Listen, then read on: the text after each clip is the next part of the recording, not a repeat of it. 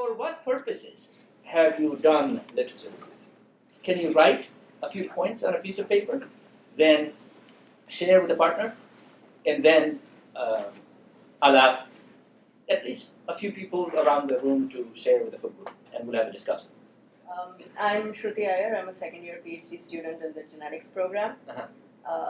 So some of the things that we've got written is to inform a reader or yourself about a new research area, to motivate a research topic, to situate a project in a broader context, to identify basically where the field stands at the moment, so anything that's state-of-the-art that's been doing the rounds, and also to find new ways to tackle existing research problems, so something that someone else has probably adopted for their work, but to sort of modify it and use it for your own, so it helps you identify those sort of things. What did you mean when you said motivate readers? Motivate a research topic. Well, to tell our reader why the research that we're introducing with the literature review is important. So it's kind of in the same vein as situating a project in a broader research context. We want to inform the reader why it matters, why this particular research needs to be done. You see, it's really interesting. The way you presented all of your, it was a means to an end. There was a goal. Instead of limited to review why. A lot of people just think about review. They know how to do review, but they don't think about why they're reviewing, and that leads to problems. Like it's as if you can't see why they did it in the first place. They review, and you don't know why they review. That's a good one. Other partners, teams, individuals? Yeah.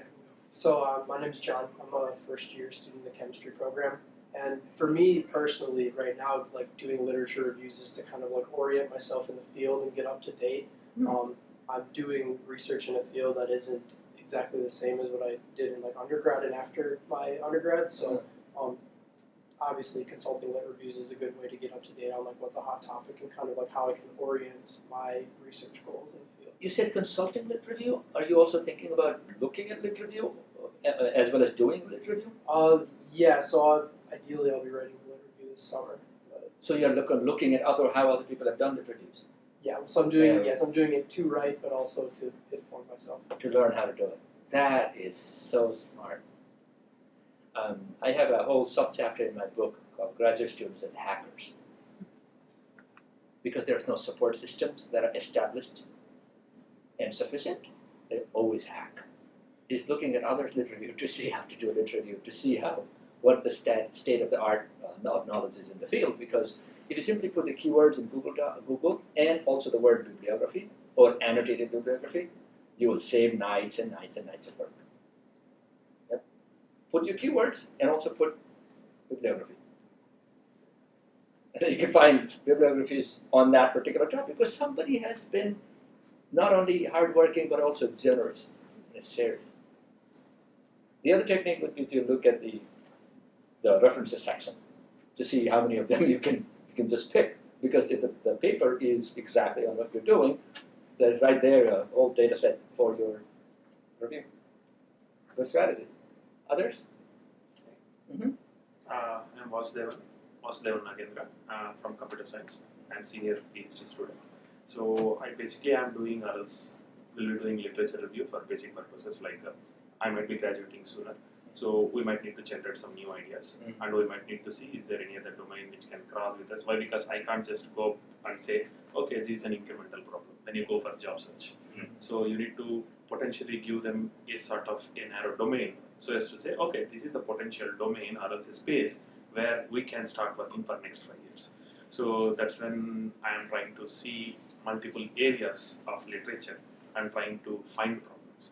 So that's what I am using. See how Vas took it from John, where he was looking at the orientation level lit review, where he was trying to establish himself, understand the field, take the connoisseur, and then Vas is taking way to the other end, which is like giving narrow down, show that you know the field, not as in demonstrating knowledge, but also actually making an impact in the field.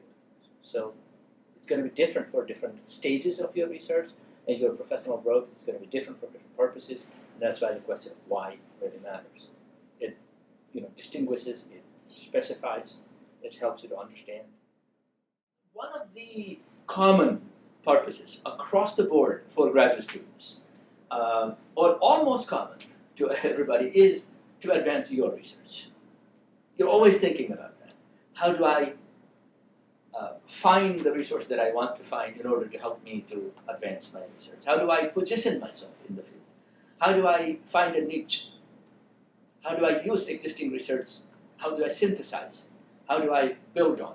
How do I counter? These are the questions you're asking vis-a-vis you. So I quoted you.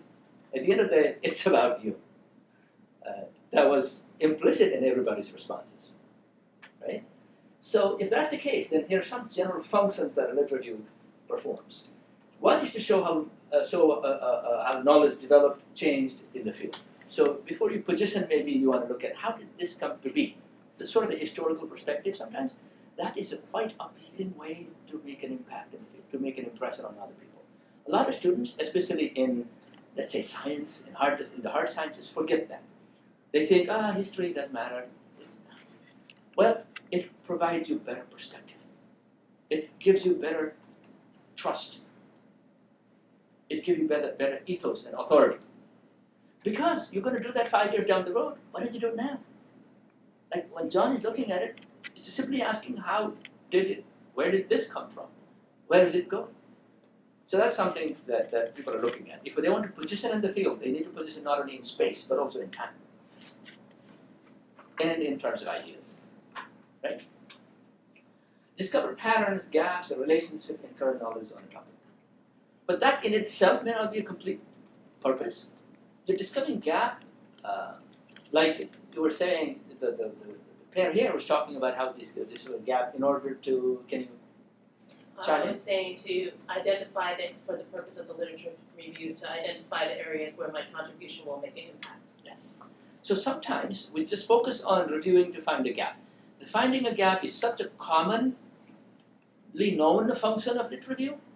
It dominates people thinking, and it sometimes makes graduate students lit review unproductive. Because when one particular function of one particular tool becomes so dominant, when the tool itself was versatile in itself, the tool can become less productive because people just use it for doing the same thing. Lit review is a very, very versatile tool. So don't think it's just for finding gaps. Finding gaps so that you can position yourself. It's sort of a hybrid purpose you already have. The other one is demonstrate your knowledge on a topic. It could be a standalone project. Sometimes a professor may say, go do a lit review and give me a 5-page report. That's done. So in a research proposal, as part of the research proposal, lit review almost the entire research proposal. You have a few other segments, but lit review is the main part. In many disciplines, it's 90%. So it's almost a standalone project. Have you done standalone lit review? Anybody here? Standalone, just lit review? No? Early in my graduate. At the undergraduate level, I ask students to do standalone review, which I call annotated bibliography. Annotated bibliography itself is not lit review, okay? But put in the context of another research project or another academic writing, it is very, very close to lit review. So I ask my students, find 5 to 15 sources on the topic of your interest and annotate those sources with your purpose in mind. Step 1, summarize the main idea from the source. Step 2, describe what you will do with the source. Step 3, indicate any limitation of the source if you want to think about it now. That kind of thing. So that is a standalone lit review kind of project. Lit review itself can also be done standalone. To discover gaps, patterns, or demonstrate your knowledge. Set the context of your work, outline the scope, or justify either of them. Lit review is done to set the context. So that you say, like, I don't need to add, you already said what this point is talking about, right? Or outline the scope. Sometimes lit review says, this is the scope of this particular topic. Here are the boundaries.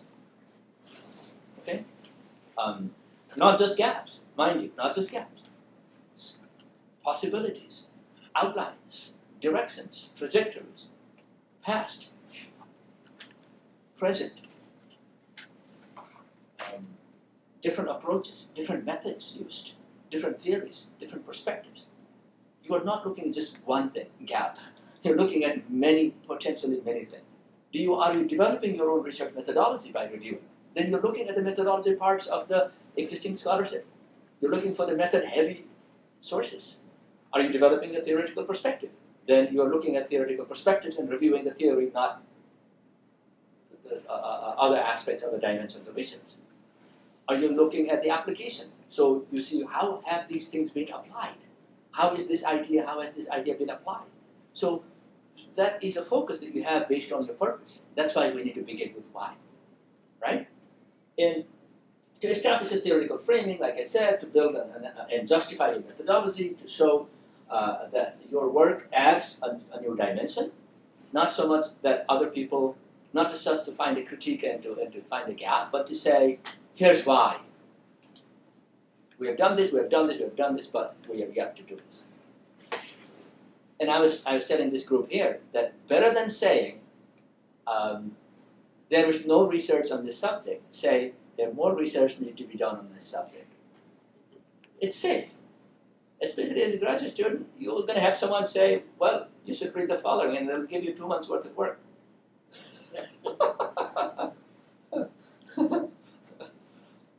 All right. Make an argument.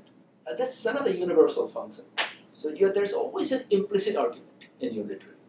Either you're finding a gap, or a need, or a scope, or an outline, or a perspective. There's always an implicit argument. Without an implicit argument, literature is not a literature. Make sense? Because you're making a point. And we are framing the review within that point. The stronger the framing, the better the review. Because it's a review. It's not a view. It's not a picture. It's a picture with an angle. It's not a random picture. It's a picture with a purpose. Sometimes the picture may be macroscopic. Sometimes it may be microscopic. Telescopic and microscopic.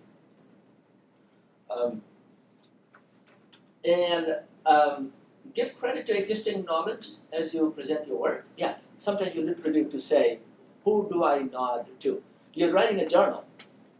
Even if you know exactly what your project is, you are still looking for what other people have done in order to say, here's my community, here's how I connect. Some people look at it more cynically and say, okay, let's find the 3 articles from that journal we are submitting so that the editors will take me seriously. Fine, you do that too.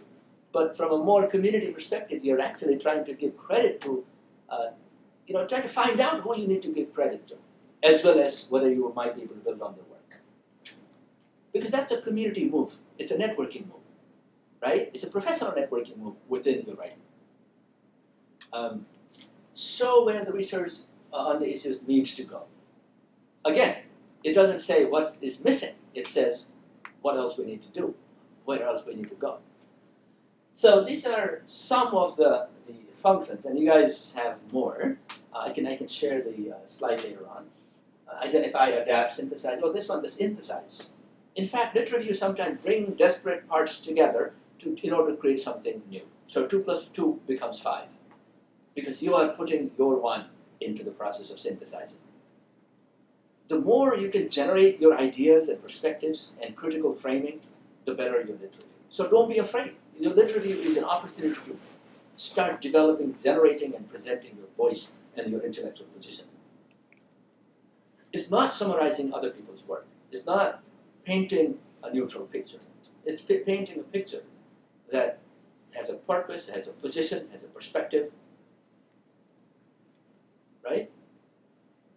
Purpose, position, perspective. All P's.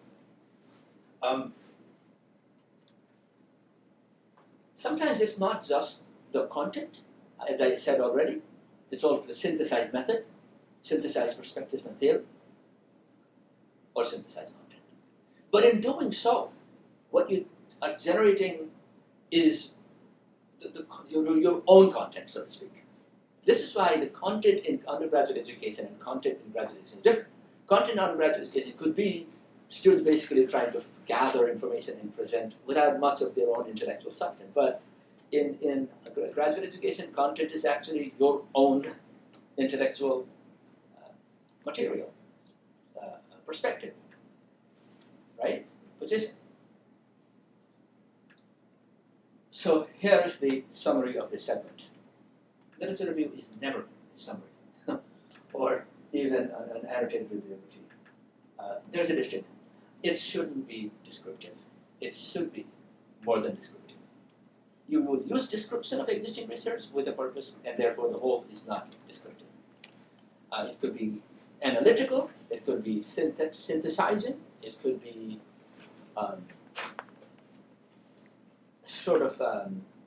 reflective, so to speak, or a commentary based, or thesis driven, or perspective building, or leading toward a goal, or driven by a purpose, but not neutral and descriptive. And for those reasons, for all the things that I discussed, there are, we could also summarize that in a different way. For these reasons, there are different types of literature reviews. One is relatively neutral, but not entirely neutral. It's called conceptual review. That synthesizes current knowledge and gives readers a snapshot of existing knowledge on the topic with at least a synthesizing move. Okay? Second, takes further. It's called a scoping review, which sets the scene for future research by finding gaps in the current scholarship, sets the scene for future research. Here is what we need to do, and therefore I'm doing it. My research has value because this is not done yet, and as a community, we need to address this in order to solve that problem, understand this issue, or apply this in a more efficient manner to find a better methodology or develop new theoretical perspective. So that's a future pointing. The third, even further, is called a systematic review. A systematic review is when you identify and assess current research based on predetermined criteria. For example, if you say, in the research on international students, I noticed that there is a lack of the word international being used, but instead the word ESL or language learners being used. And so I want to see how frequently our discipline uses the word international in describing the student population. Second, I hypothesize that whenever they use the word ESL, the focus of support is on their language. But when the word international is used, the focus of support is multidimensional. So they look at their language, their cultural background, their educational background, whether they know how to do lit review or not, based on whether or not they have American-style education, whether they are struggling because of their social and economic and other dimensions of their transition, whether or not they can relate to the faculty, are there racial and ethnic dynamics because students are from different racial ethnic backgrounds, do they understand American idiom? So maybe it's a hypothesis. If I now start, download all of the articles, the abstract, put in one place, okay? And I look at keywords, ESL versus international, when international students are actually the focus, and I might say 47% of the time, people were using ESL to signify international. 53% of the time, they were all white Americans. You know what I'm saying, right? So they're trying to look at the research in a systematic way with the purpose to see how something is done, whether something is done, why something is done, right? So that's systematic. They tend to count. The last one tends to sort of look at the quantitative before it goes into the qualitative. That's systematic.